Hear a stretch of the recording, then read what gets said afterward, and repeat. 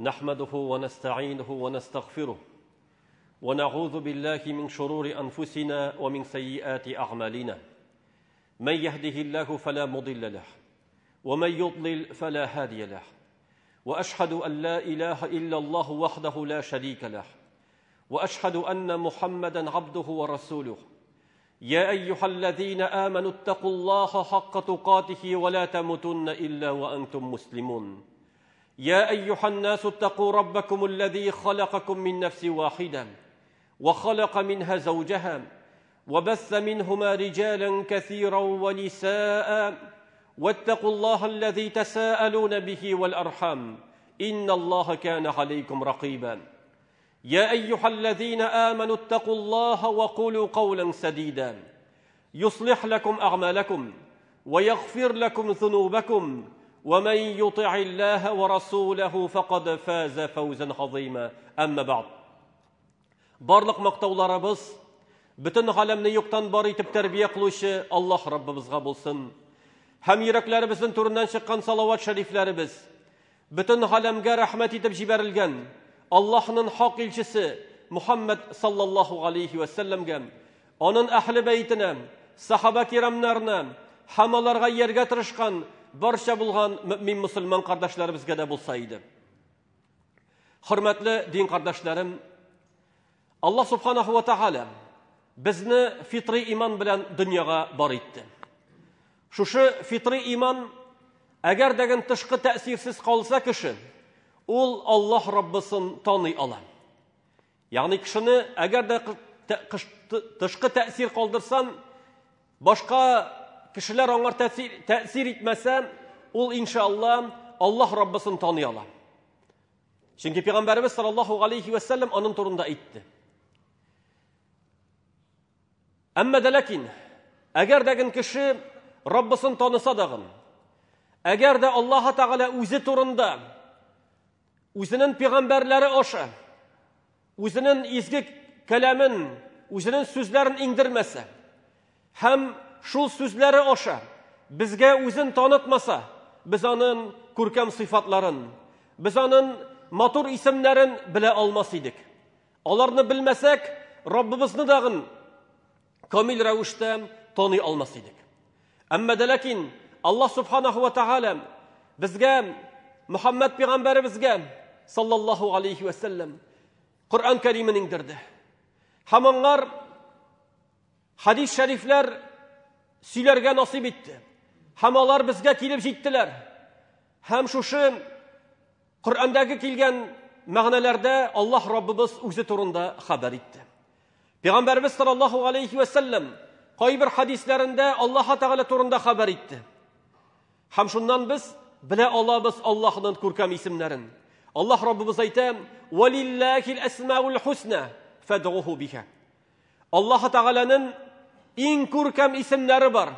Шулар белән дуа кылыгыз, шулар белән Аллаһ Тәгаләгә ялварыгыз, Аллаһка дуа кылыгыз дип әйтә.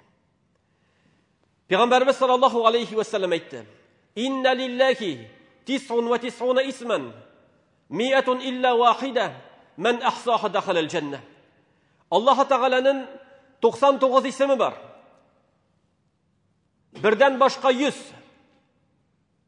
Кем шуларны санады, кем шуларны билде һәм өйрәнде һәм шулар белән гамәл кылды, иншаллах җәннәткә керә дип әйтте. Җәннәткә керә диде. Менә шушы бөек исемнәрдән, әлбәттә ул исемнәр билгеле. Аны галимнәребез китапларында яздылар, бәян кылдылар, аңлаттылар. Һәм алар һәр берсе дәген тирән мәгънәле һәм Аллаһ Тәгаләнең таныта торган исемнәр. Шушы исемнең берсенә тукталасым килә. Ул да булса Әл-Гафур. Әл-Гафур. Ягъни гафу итүче. Гынахларны гафу итүче. Аллаһ субханаһу ва тааля Коръән Кәримдә аны Гафара сүзен 3 исем белән атый. Әл-Гаффар, Әл-Гафур, Әл-Гафир исемнәре кулланыла Коръән Кәримдә. Бөтенесенең мәгънәсе бер диярлек. Ләкин аның төп төгәл мәгънәсе ул да булса Аллаһ Субханаһу ва Тәгалә кешеләрнең гөнаһларын яшереп гафу итүче. Чөнки гарәп телендә гафара сүзе кулланыла саклану, яшерүче мәгънәсендә. Гарәпләр башка кигән шлемне атыйлар мигфар дип. Мигфар ягъни ул башка кия төрле кылычлардан, төрле сугулардан кешенең башын саклый торган була. Ягъни саклаучы.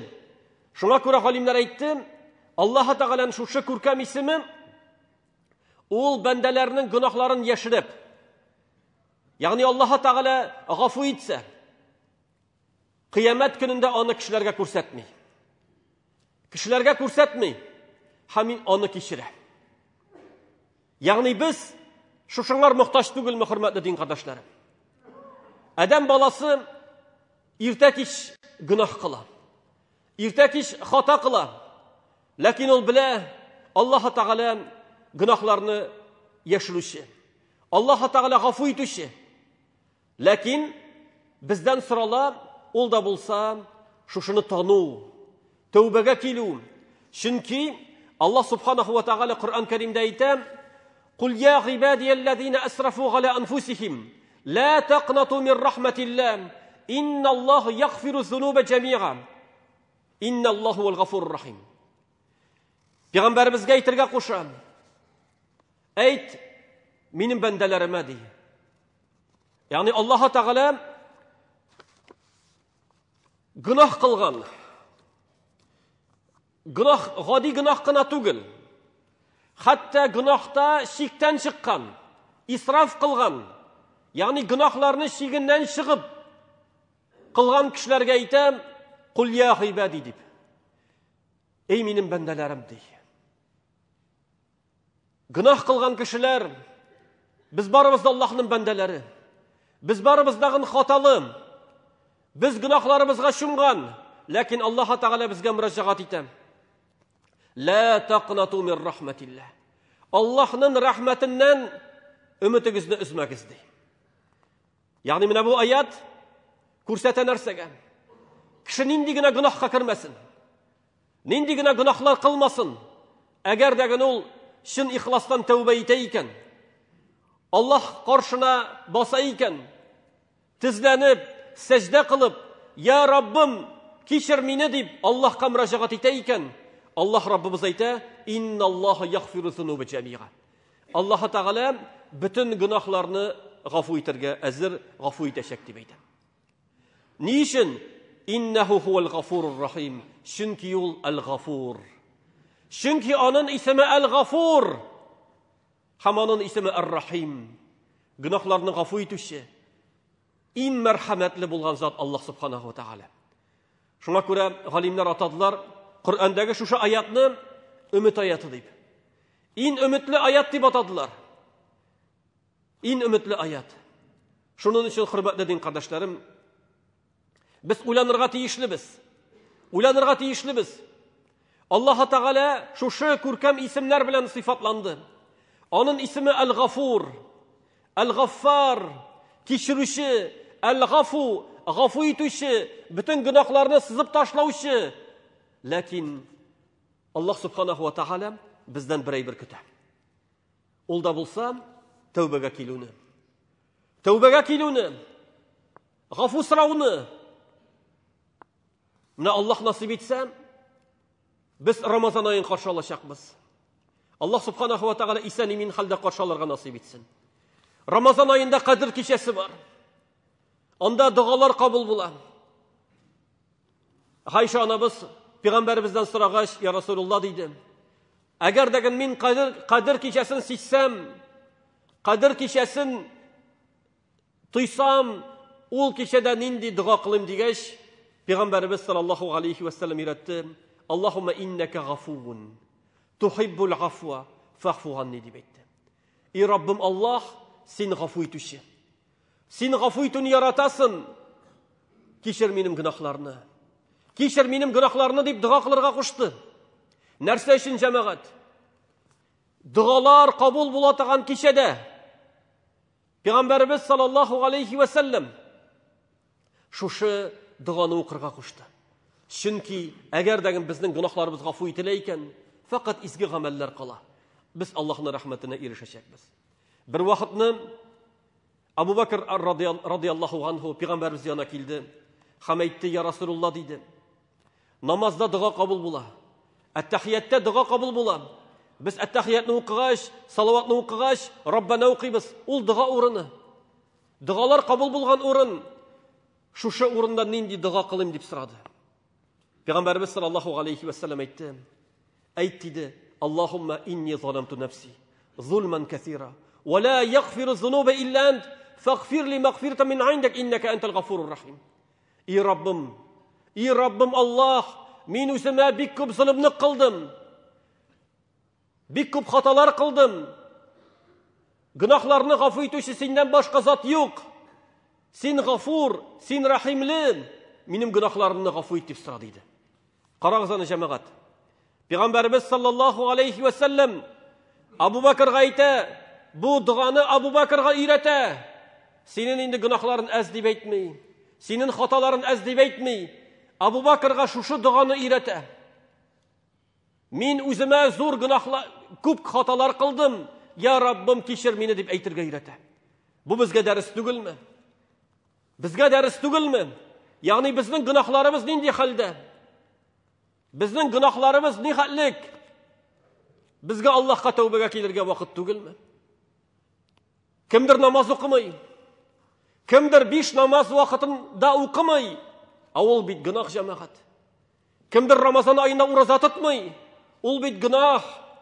Кемдер харамга катнаша, харам кәсеп кыла, харам ризык ашый, булар гөнаһ түгелме? Безгә Аллаһка кайтырга, үзебезне дөрестләргә вакыт җитмәдеме, җәмәгать?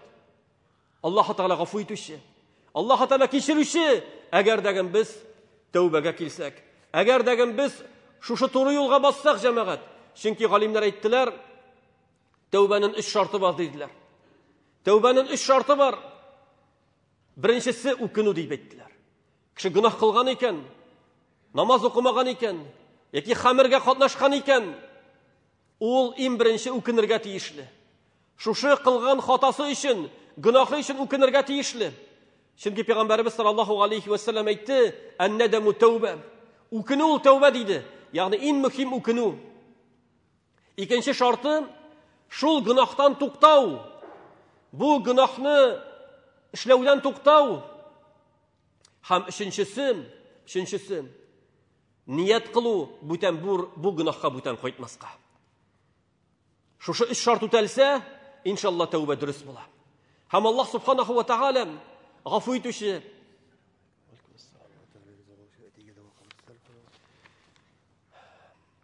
Аллаһ субханаһу ва тааля гөнаһларны гафу итүче, җәмәгать. Ләкин бар гөнаһлар тагы бер төрле. Ул да булса, кеше хакына керү, җәмәгать. Кеше хакына керү. Әгәр дәген кеше хакына кергән булса, кеше хакына кергән булса, ул вакытта бу кеше белән бәхилләшергә тиешле. Аның малын алган булса, малын кире кайтарырга. Әгәр дә гайбәтенә кергән булса, һәм ул гайбәт аңар ирешкән булса, яки аны рәнҗеткән булса, ул кешедән гафу сорарга тиешле. Чөнки әгәр дәген гафу үтенмәсә, бу дөньяда бәхилләшмәсә, кыямәт көнендә теге кеше аның изгелекләреннән алырга мөмкин. Шуңа күрә, хөрмәтле дин кардәшләрем, Аллаһ субханаһу ва тааля гафу итүче. Аллаһ Таала безнең белеп һәм белми кылган гөнаһларны гафу итүче.